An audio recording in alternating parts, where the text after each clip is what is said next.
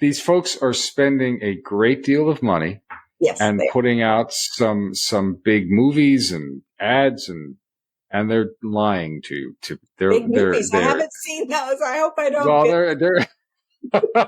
they're coming to a theater near you. But they're lying. They're lying. Yeah. And there's no nicer way to put it, is that they're using fear tactics and everything else to lie about you. You know, this is a really challenging time to see exactly what kind of character you have, because people are throwing rocks at you and you got to turn sideways and let that rock go on by.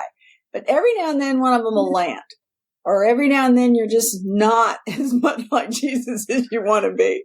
And it happened to me a couple of days ago. And this woman was yelling just very close to me. And she was yelling towards the voters as they were coming in an effort to influence them not to vote for me or the other conservative candidates. And then she started to try and talk to me. And I just didn't want to. I did not have my love on, and I just didn't want to talk.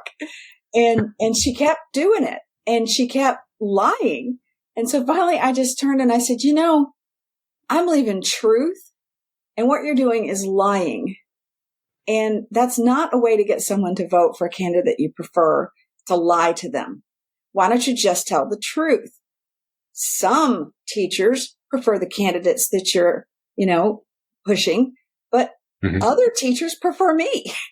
Yeah. And the problem was I didn't say it in love, so I had to work on myself that night. So it's a really good time to just be like the duck and let it just roll right on off you. The school board's going to be just as bad. It is. Oh, sure. Sure. Our country is divided. Our county is divided. And somehow we have got to find a middle ground. We got to find truth, because when you expose truth, no one can argue with it. We have to find a middle ground and come together, because it's all about the children. And if we stop making it all about ourselves and make it about the children, we can come together.